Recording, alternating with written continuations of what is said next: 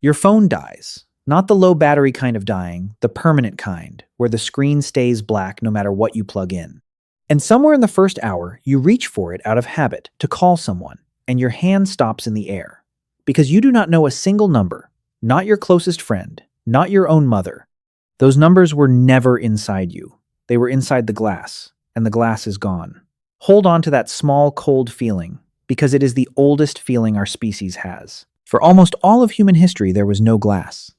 Long before anyone wrote anything down, every route to water, every recipe, every warning, every remedy, the name of every plant that could feed you, and every plant that could finish you, lived in exactly one kind of place, inside a head.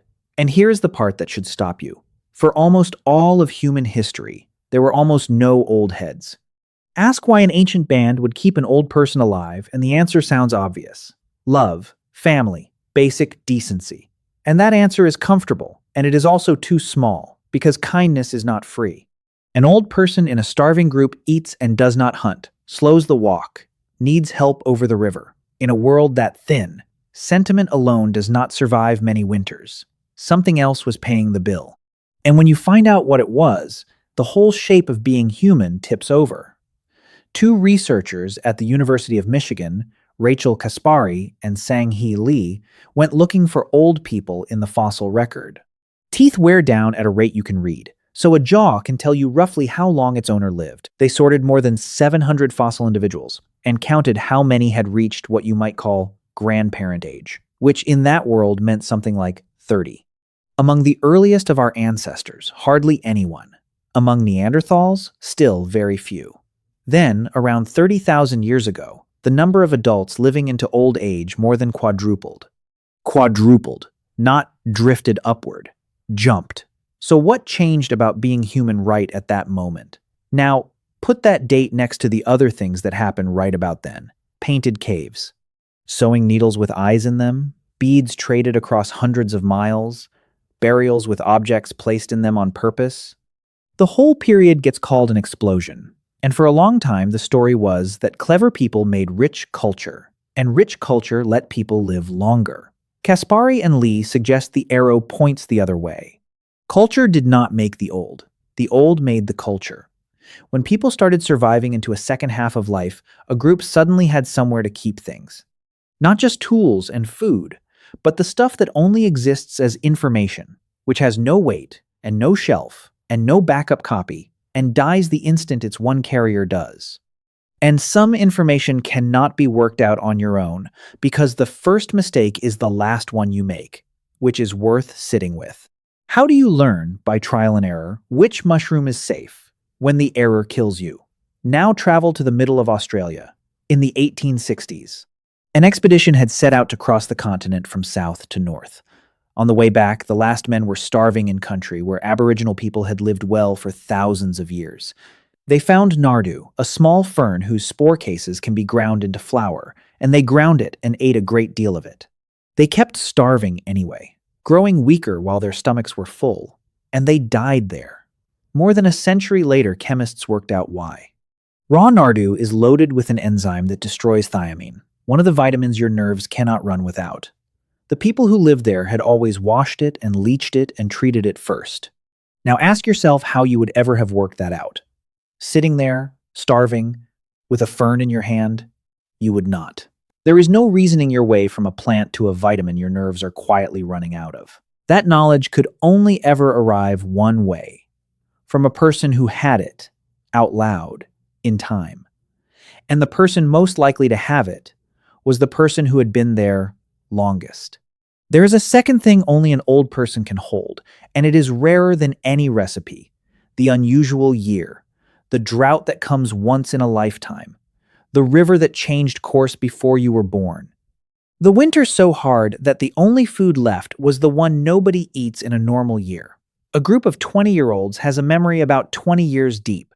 Whatever happened before that, to them, has never happened.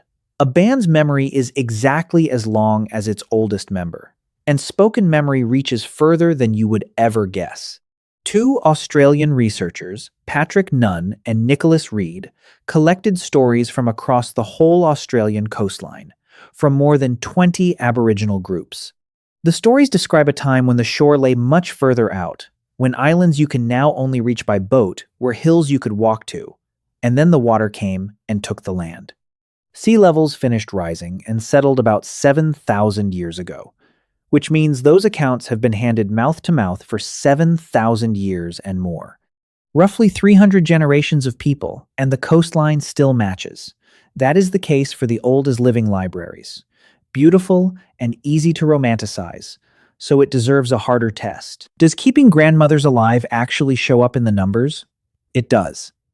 Back in Europe, a team led by Mirka Ladenpera went through church records from Finnish farming and fishing villages in the 17 and 1800s, and parish records from Quebec. Tens of thousands of lives written down at birth, marriage, and death.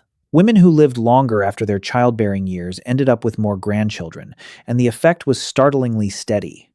Roughly 2 extra grandchildren for every 10 years a woman survived past 50. And that number makes sense of something about our own bodies that has puzzled people for a long time. Why would a body keep running for decades after it has stopped making children? Most animals reproduce until close to the end. Menopause, a long, healthy stretch of life after fertility ends, is almost unheard of out there. Humans have it. Elephants do not. Chimpanzees, our nearest relatives, do not. Only a small handful of species do, and most of them are whales. Take another animal entirely. Killer whales are the clearest case in the ocean. Researchers have 35 years of records on the whales off the Pacific Northwest. More than 100 animals tracked by name and by family. When a group swims out to hunt salmon, someone is out in front. Who do you think it is? Very often an old female who stopped having calves decades ago. She leads most of all in the bad years, when the salmon are scarce. Nobody taught her the map. She simply remembers where the fish were the last time it went wrong. Now go to Tanzania, where the Hadza still forage for their own food. The anthropologist Kristen Hawkes noticed the same shape there, on land. Who do you imagine works the longest hours in a foraging camp? Not the young hunters. They were the older women, out digging deep tubers, the food that takes strength and patience and knowing exactly where to dig. Their haul fed the weaned grandchildren, which let their daughters recover faster and have the next baby sooner. The old woman was not being carried by the group. She was quietly feeding its next generation into existence. So the answer starts to look less like charity and more like arithmetic. The elders were not a cost the band nobly absorbed. They were the storehouse, the map, the poison list, and the extra pair of hands. The band that fed them out survived the band that did not. And after enough generations, there is only one kind of band left. So, was that all it was? A cold calculation? Then there is a case that arithmetic alone cannot cover. In a cave in the mountains of Iraqi Kurdistan lies a man who died perhaps 45,000 years ago. Not our species, a cousin, a Neanderthal, and the scientists call him Shanidar 1. He had taken a crushing blow to the left side of his face that probably cost him the eye. His right arm ended above where the hand should be. He walked with a bad limp from an old foot fracture. Growths in his ear canal suggest he was profoundly deaf. He was somewhere between 35 and 45, which for a Neanderthal was old, and every one of those injuries had healed. That is the whole story right there, in the bone. Healing takes time, and a one-armed, half-blind, deaf man with a limp does not bring down a horse or outrun anything. Somebody brought him food. Somebody waited for him. For years. The healed bone is the receipt. What could a man like that still do? He could not hunt. He could still know. He knew which valley held water in the dry season, what the sky did before the weather turned, how his group had handled the last bad winter, how you nap a blade, who was owed what. His body was ruined and his library was intact, and that library only existed in one copy, and the copy needed feeding, which brings you back to the black screen in your hand.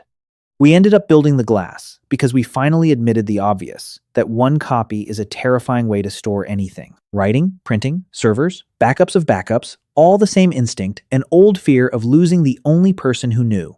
For most of our history, that fear had exactly one solution, and it was to feed the person, protect the person, walk slower for the person, and listen. There is probably someone in your life right now who is that copy. They know how your grandparents met, what the street looked like before the block went up, why your family does that odd thing at the table that nobody has ever explained. Nothing about it is backed up. It is stored the ancient way, in one head, in one voice, and it is only there while they are. Ancient humans kept their elders alive because losing one was like losing a library, and they had no way to make a second. We do have a way. It is the least we can do to ask and to listen while the library is still open.